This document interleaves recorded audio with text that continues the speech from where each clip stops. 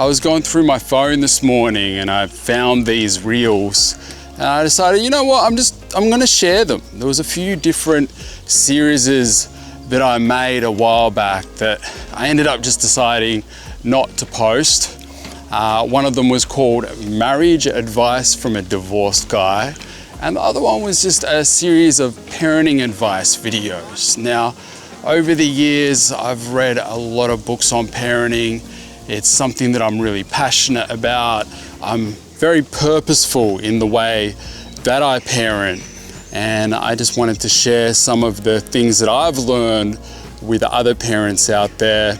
And I still think it's good advice that I'm sharing, but ultimately at that point in time, I just felt like I wasn't in the right headspace to put these sorts of videos out. I think you can see, I'm really nervous talking to the camera as well.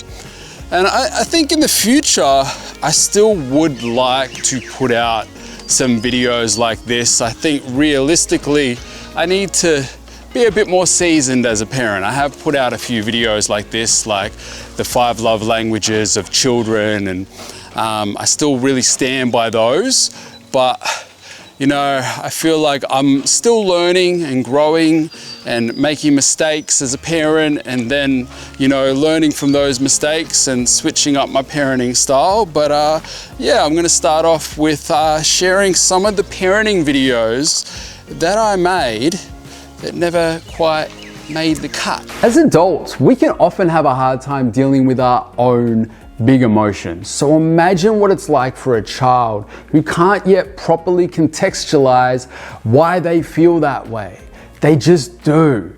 And because they do, they react. And those reactions can be big and in the form of tantrums or tears or both. And as parents, this can be hard to see because we just want to see our child happy. But the best thing that we can do for them in this moment is be there for them, hug them through it, speak to them calmly, or give them space if they need space. But don't yell at them or threaten them with punishment, because even though that may stop the tantrum or the tears on the outside, it won't stop them on the inside and only reinforces the message that expressing your emotions is bad. Instead, be patient. Let them know that you care about their big feelings, and when they're able to express them in another way, they'll come to you with them because they know it's safe to do so. I'm sorry I made a mistake. I'm sorry I am a mistake. Those two sentences are so different, but to some people, all the way into adulthood, they're the exact same thing, which is why some adults have such a hard time with accountability. For people who grow up having love withheld from them when they make mistakes, they run the risk of internalizing those mistakes and thinking that they themselves are the mistake. This is why it's so important to give your children unconditional love, especially when they do the wrong thing. This doesn't imply that there's no consequences. It just means that the love factor should always remain the same. So Marriage Advice from a Divorced Guy, where was my head at with that title? So at that point in time, I wanted to make content that helped people. I wanted to share some of the things that I had learned from my own failed marriage, some of the things that I had learned from all the books on marriage that I had read when I was married. It's like I was almost qualified to be a relationship counselor with the amount of books that I had read, but ironically, I didn't have a successful relationship. And I guess I just wanted to share some of the things that I had learned in hopes of helping other people, hoping that they would not have to go through the same experience that myself and a lot of other people have gone through. Because over the years, I've had a lot of people coming to me asking for advice on relationships, both men and women, both friends, both subscribers. And I feel like a lot of the time when married people come to divorced people asking for advice, whether it's subconscious or whether it's conscious, they're normally looking for advice on why they should leave, how they should leave, and they want to hear that the grass is greener on the other side. And I think that's the advice that a lot of divorced people give, because unfortunately misery does love company. So I was hoping to, share genuinely, or what I thought was genuinely good advice from what I've learned over the years. But I ultimately decided that I wasn't qualified to give this kind of advice because I am divorced. I feel like marriage advice should come from people who have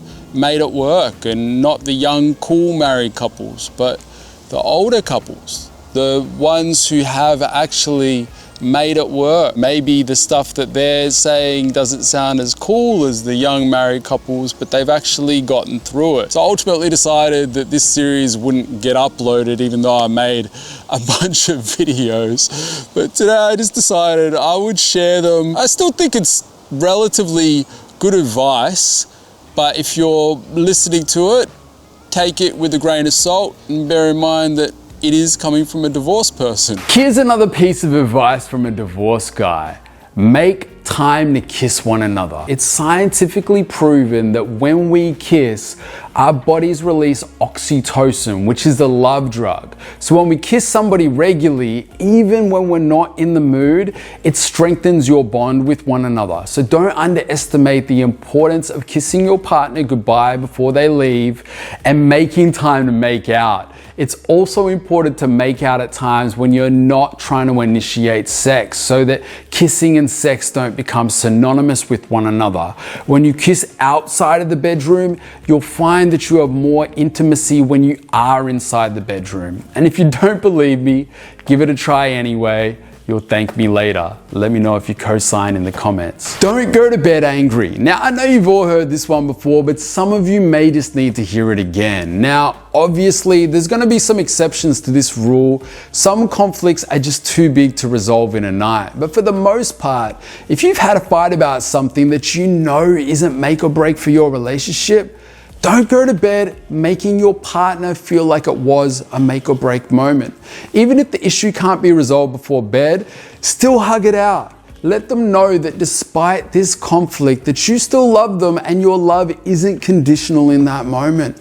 Tell them that while you'd like to continue this discussion the next day, it hasn't stopped you from loving them. Well, that's it from me for today. I hope you guys enjoyed seeing some of the videos that didn't quite make the cut, and I'll see you guys tomorrow. Have a great day.